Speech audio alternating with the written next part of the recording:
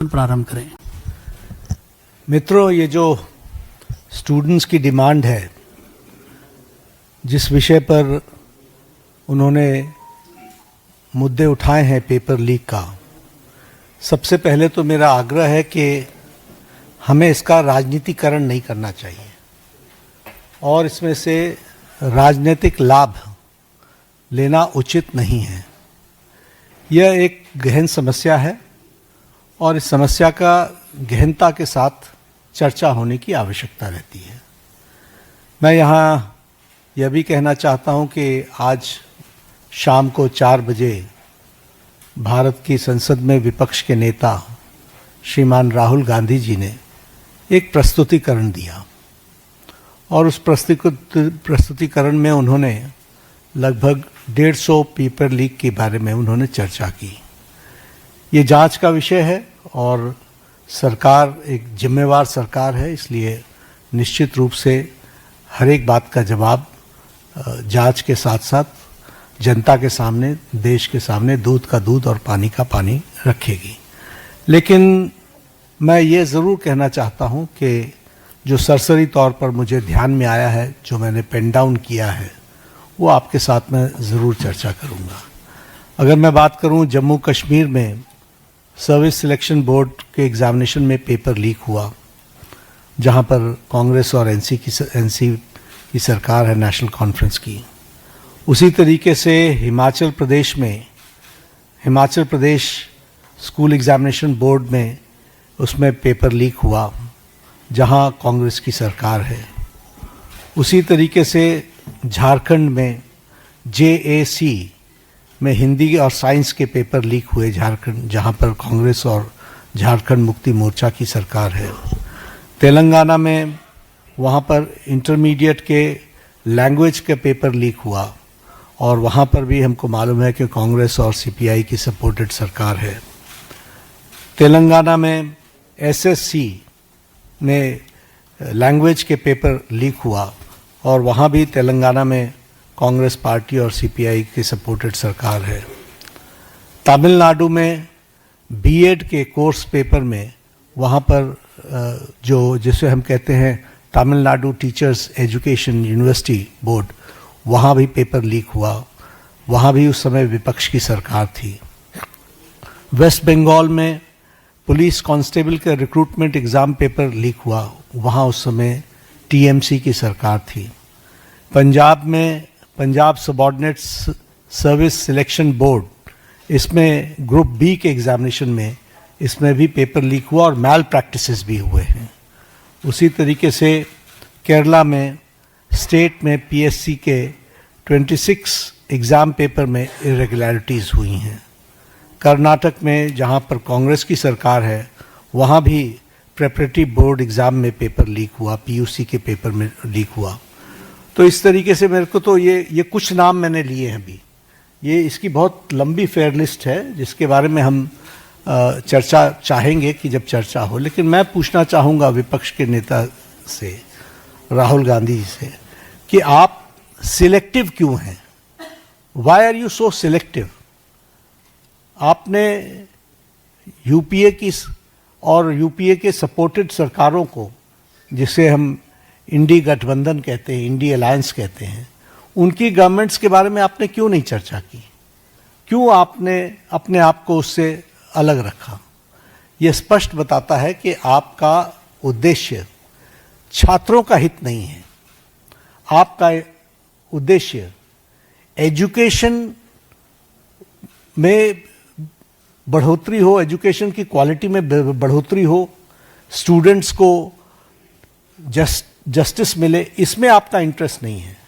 आप स्टूडेंट्स के विषयों को, डिमांड्स को लेकर के आप पॉलिटिकल माइलेज लेना चाहते हैं, राजनीतिक रोटियां सेकना चाहते हैं, जो कि दुर्भाग्यपूर्ण है। लेकिन मैं इस मोड़ पर एक बात ज़रूर कहना चाहूँगा कि यह समय ये नहीं है कि हमारी सरकारें, आपकी सरकारें, तुम्हारी सरकारें, इस तरीके से हम इन चीज़ों को विभाजित करें। ये गंभीर मसला है और जैसा मैंने आपके सामने कुछ नाम गिनाए, ये बड़ी लंबी लिस्ट है जिसमें यूपीए की सरकारें इन्वॉल्व हैं जहां पेपर लीक हुआ है, लेकिन हम आरोप प्रत्यारोप से बाहर निकल करके हमें इस पर चर्चा करनी चाहिए। और चर्चा करने का जो सबसे अच्छा माध्यम है वो है सदन, वो है पार्लियामेंट। और हम चर्चा के लिए तैयार हैं। गहन चर्चा हो, गहन चर्चा के माध्यम से इसकी बारीकियों में हम जाएं। What are the factors which are leading to for paper leak, who are the people involve and how the central government has responded. हमने किस तरीके से, जब हमारे ध्यान में कोई पेपर लीक आया है तो हमने किस तरीके से इसको एड्रेस किया है, और बाकी सरकारों को भी किस तरीके से इसमें एड्रेस करना चाहिए। क्या बिंदु हैं जिसके बारे में हमको गहराई से चिंतन करके उसका कोई रास्ता निकालना चाहिए, ताकि हमारे छात्रों के साथ जो करोड़ों में हैं उनके साथ अन्याय न हो। और भारतीय जनता पार्टी एनडीए इस मामले में मोदी जी के नेतृत्व में बहुत गंभीर है और बहुत गंभीरता से हमने इन विषयों को लिया है, और इसीलिए हमने चाहा है कि संसद में इसकी चर्चा हो। Short duration discussion, long duration discussion, business advisory committee में आप तय करो कितना समय आपने लेना है, 12 घंटे लेना है, 18 घंटे लेना है। राज्यसभा में मैं लीडर ऑफ द हाउस के नाते मैंने हमेशा इस बात को माना है कि जो विपक्ष जितने आवर्स तय करे, हम चर्चा के लिए तैयार हैं, सरकार चर्चा के लिए तैयार है। और विपक्ष को इस बात को ध्यान में लेकर के उसे गोल पोस्ट नहीं चेंज करना चाहिए। हम आरोप नहीं लगा रहे हैं, आरोप प्रत्यारोप नहीं होना चाहिए। हम इस समस्या का किस तरीके से निदान कर सकते हैं उसके बारे में हमको सोचना चाहिए। और पार्लियामेंट सबसे उपयुक्त फोरम है जहां हम गहराई से इसकी चिंतन कर सकते हैं। ड्यूरेशन विपक्ष तय करे और उसमें हर एक एस्पेक्ट्स के बारे में चर्चा हो, और हम कोई ठोस नीति लेकर के आए, क्योंकि बच्चे कोई हमारे हैं, आपके हैं, वो देश के भविष्य हैं, और देश के भविष्य की चिंता करना हमारी जिम्मेवारी है। और हमारी जिम्मेवारी में सरकार के साथ साथ विपक्ष की जिम्मेवारी भी है। इसलिए विपक्ष भी अपनी जिम्मेवारी को निभाए और हम सब साथ मिलकर इसका समाधान करें, और कोई स्थायी समाधान की दिशा में हम आगे बढ़ें, ऐसा मैं निवेदन करना चाहता हूं। आज मेरी तरफ से इतना ही कहना है। मैं फिर आपको आश्वस्त करता हूं कि मोदी जी के नेतृत्व में चलने वाली सरकार जिम्मेवार सरकार, रिस्पॉन्सिबल गवर्नमेंट, रिस्पॉन्सिव गवर्नमेंट, ये हमेशा आतुर है कि सभी बातों की संसद में चर्चा होनी चाहिए, और हम चर्चा के लिए तैयार हैं। एक मिनट 2-3 सवाल ले पाएंगे, ज्यादा सवाल ले नहीं पाएंगे हम लोग। आमोद राय।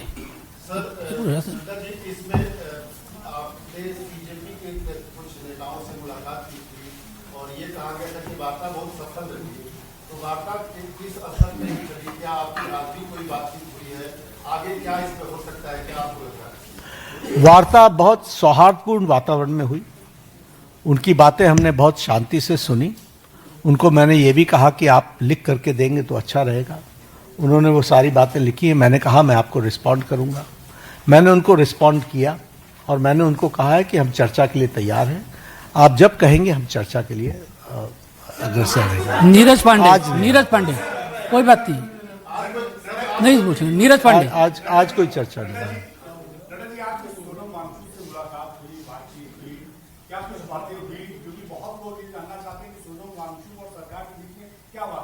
नहीं, हम तो उनका हालचाल पूछने गए। उनकी शिफ्टिंग हुई सफदरजंग से, हम वो मेदांता में पहुंचे। तो एक तो वो आईसीयू में थे, तो वहाँ पर बहुत रिस्ट्रिक्टेड वातावरण होता है, लेकिन उसके बीच में हमने उनका हालचाल पूछा, उनके बेटरमेंट की बातचीत हमने की, और हमने कहा कि आप अपना अनशन तोड़िए और आप मुख्य धारा में शामिल होकर के बच्चों को सही डायरेक्शन की तरफ आप ले जाएं। हमारा सरकार सारी विषयों के बारे में चर्चा करने के लिए खुली है और वो हमेशा उसको एड्रेस करेगी। तो उन्होंने कहा ठीक है, हम इस पर आपको आई विल रिस्पॉन्ड बैक। आज उन्होंने पत्र लिखा है, मुझे ओपन लेटर लिखा है, हम उस पर जवाब देंगे और जवाब दे करके वार्ता आगे बढ़े, इसकी हम चिंता करेंगे। जतिन ठक्कर, आपने कहा कि ये रिस्पॉन्सिव सरकार है, ये आपने शुरू किया था।